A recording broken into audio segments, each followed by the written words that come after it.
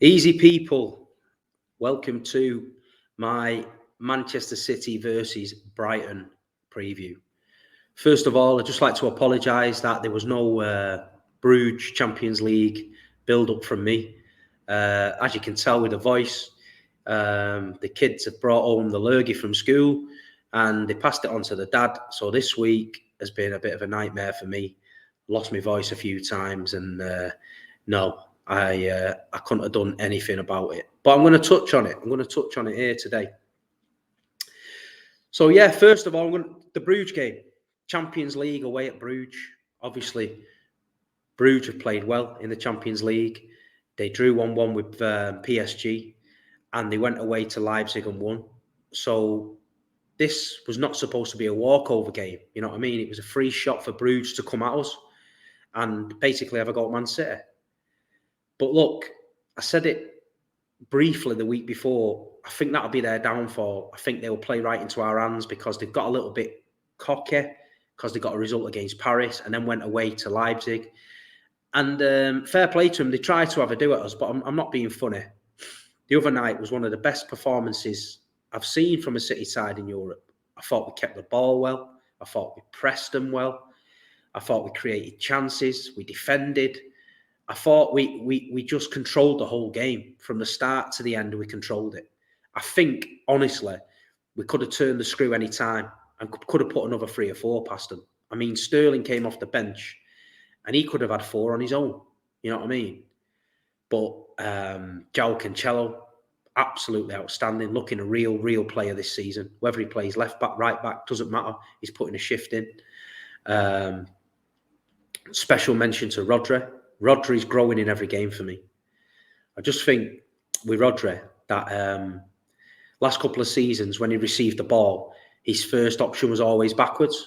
I feel that now under Pep Guardiola and the coaching staff, I think they're now getting him to swivel and play it. And he's either turning and playing the ball or he's turning and driving. I mean, Fernandinho does that a lot. And I think Rodri's been told to watch him. And Rodri at the minute this season has been one of our best players. And he's absolutely crucial to what we do.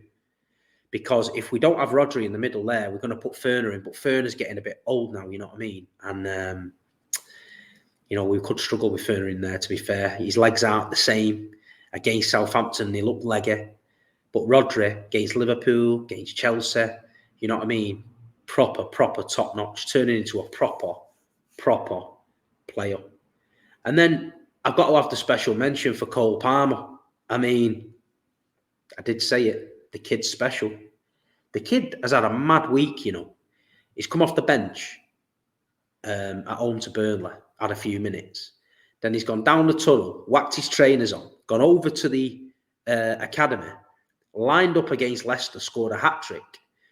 And then he's got on the plane, flown out to Belgium, made his Champions League debut, and scored a great goal. I mean, the kid, Manchester City's academy now, you started to see the fruits of it.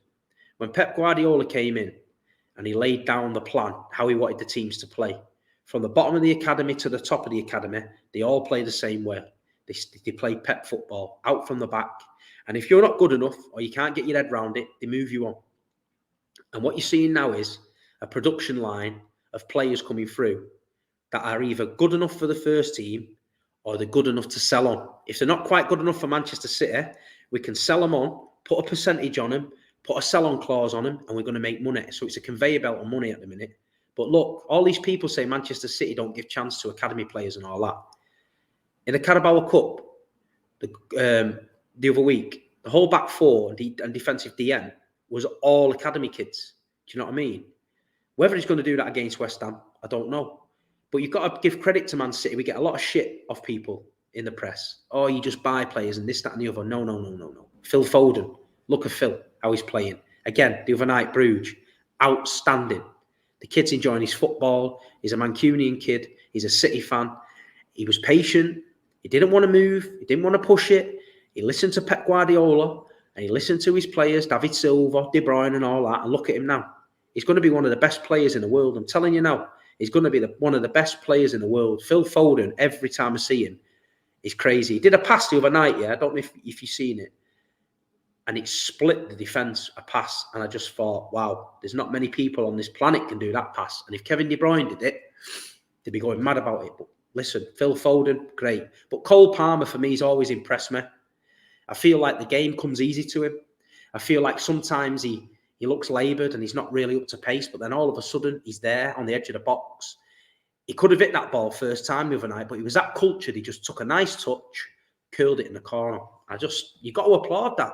The kid's a young kid. You've got to applaud that. So, look, we don't want to see it go into his head.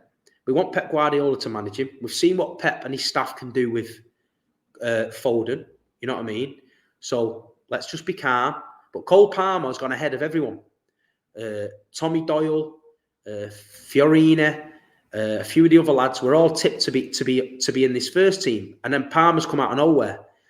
Pep's mentioned McAtee as well. McAtee might get a chance soon. So another exciting player. Samuel Edozie, the left winger from who we bought from Millwall. He's very exciting talent. You know what I mean? So the academy at the minute is looking fantastic. And when you see us go to Bruges and win 5-1 at a canter, and there's academy players there mixing with the stars, it makes you feel good as a Man City fan. It makes you feel good. You know what I mean? I remember like Gary Mason coming through and City fans were like, oh, Gary Mason, he's the next Paul Lake.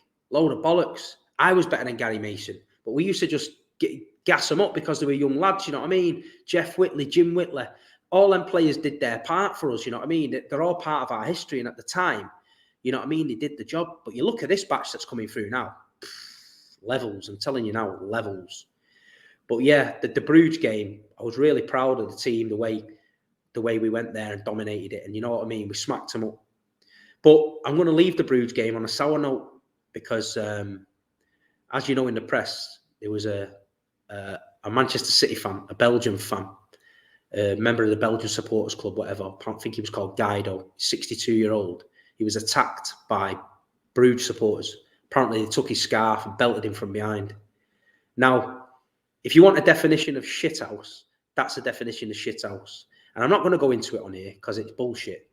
But look, a guy's gone to a football match, yeah, and he's lucky to be alive. So anyone out there that I want to pass my respects to the City fan, yeah, I hope you make a full recovery, and I hope, you know, justice is served, and I believe they've nicked a few of them, so I hope they get fucking what they deserve in jail. And you know what I mean? We know this goes on at football, the odd bit of tit-for-tat fighting and that. It's usually young lads and young lads, right? If they want to punch each other's head in, that's fine. But don't be hitting 62-year-old men, taking his scarf off him. Come on, man. Fuck me. But you know what I mean? It's a sad, sad thing. As soon as I heard that, you know what I mean, left a bad taste in my mouth. But you know what? I'm praying for the guy. He's one of us. He's a blue. So we've got to look after each other. Been on many away day with the old school fans. They're the old school that have been there from day one. Do you know what I mean? God bless him. And I hope he makes a speedy recovery.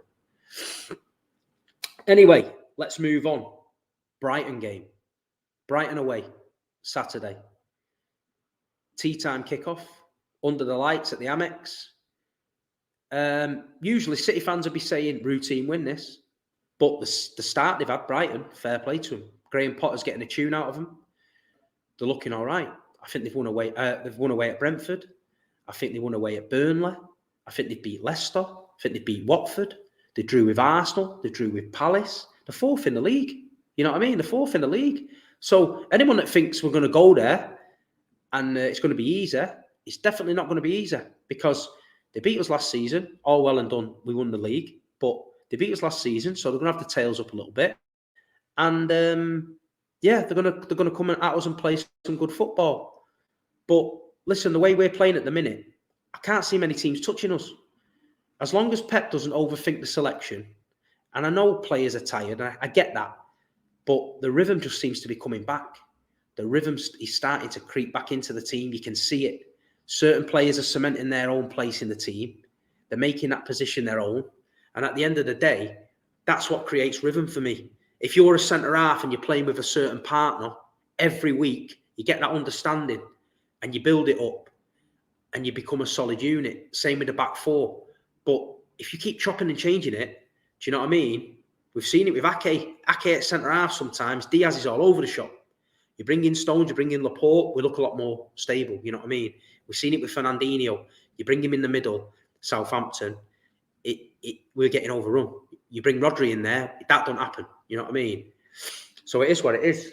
I just hope Pep goes there with a settled team. He might change the front three. That's been happening a lot. He might do it. I mean, Foden played the 9 the other night. He might play Sterling there. He seems to be giving Sterling a lot of chances. Whether this is his plan, I don't know.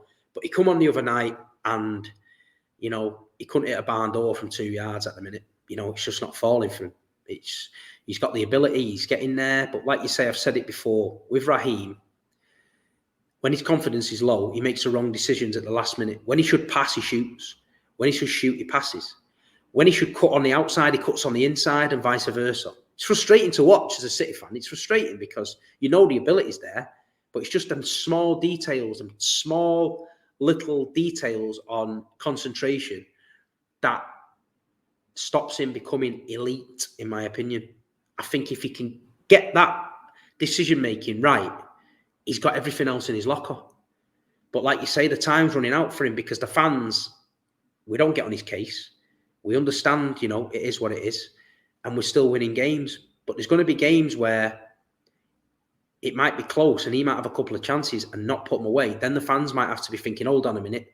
We've given him a bit of time here.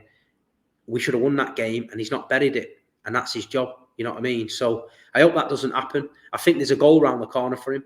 And I think, you know, what usually happens with Raz when he gets one, you know, he goes on a little bit of a mini run and starts to get the confidence back. So I hope that's the case. Rodri's got to start for me. I think he's growing into, I just mentioned it before, I think he's growing into an absolute monster of a player. The size, the strength, the passing ability. I think his passing ability is number one. I think he's like 94% pass accuracy or something, along with Declan Rice. So it just proves that Rodri's improving as a player under Pep Guardiola. You know what I mean? Mahrez could start. You know what I mean? Grealish could start. Kevin De Bruyne's looking the part again. You know what I mean? Super Kev. He's playing plenty of games, getting his rhythm back. He mentioned it in an interview about rhythm. But I think we're going to win. I think we're going to win. It won't be too easy, but I think we'll get the job done. I'm just trying to think of the Brighton players that stand out for me. Do you know what I mean? It's just one of them things, innit? I know Bazuma had his little scrape with the old Bill. But listen, they're getting results. They're getting results. They play their own way. Graham Potter's been tipped for jobs like Man United. There's certain United fans, I think Saeed even mentioned it, saying, oh, you know, I'd take Graham Potter. I mean, that's how highly regarded he is amongst football fans because he's getting a tune out of a Brighton team that really shouldn't be anywhere near that top four. So you've got to give credit where credit's due. But what I'm going to say, I'm going to talk about João Cancelo. Cancelo, man. Wow. Cancelo has been outstanding this season, whether he's playing on the left, right, wherever he's playing, he's getting it. He's getting the job done. I used to think he was a little bit ropey on the left, but and I used to think he cut inside a lot, so whoever was playing on the left, wide on the left, never got the benefit of it. But no, him and Grealish down the sides on that left have been spot on. Sorry, I need to drink. These throat killing me, man.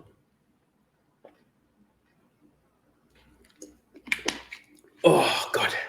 Sorry about that. I was about to choke then. But yeah, so I think they're going to be wary of us. They've not played anyone like us yet. And like you say, the way we were played against Liverpool, the way we played against Bruges, you know, Potter's going to be thinking, you know what, if we come for these, they might roll us. So I'm expecting a tough game, but I'm expecting Man City to win it. You know what I mean? We've got a run of decent games coming up. We've got Palace next week. We've got West Ham midweek in the Carabao. Don't know if he's going to play that inexperienced team. I mean, playing that team against Wickham, no disrespect to Wickham, you're going to get away with it. Playing that team against West Ham away, it's going to be an hard night. Do you know what I mean? So I hope he does a little bit of a mix and match. Maybe Nathan Ake in there. Maybe start Sterling. Do you know what I mean? Maybe Fernandinho in there for experience. Maybe Cole Palmer. I don't know.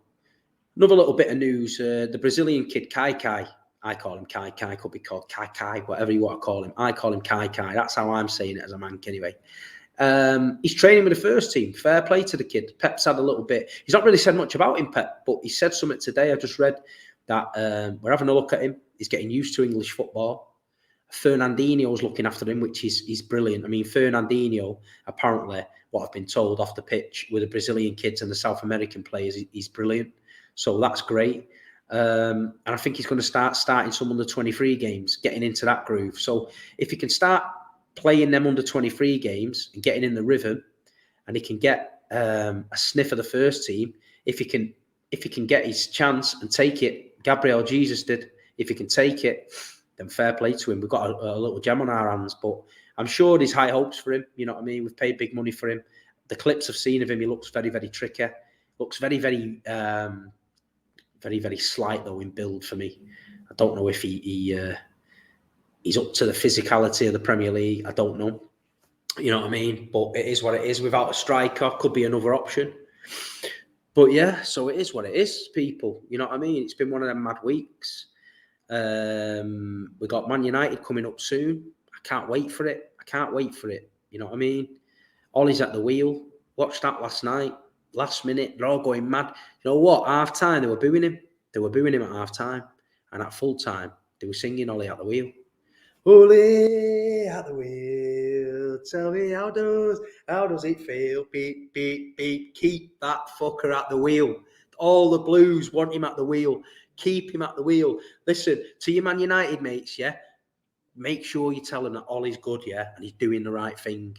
Trust the process, like Saeed said. Trust the process. Keep him at the wheel. Keep that guy at the wheel, because I tell you what, Derby Day is coming. Winter is coming for them, yeah? At the Swamp. The Blue Army's marching over there, and we need to be ruthless. Take them apart, man. But I'll save that for another show. Me and Saeed, innit? You know what I mean? But anyway, that's my thoughts. I've touched on Bruges. I've touched on Brighton. There's not much else to say.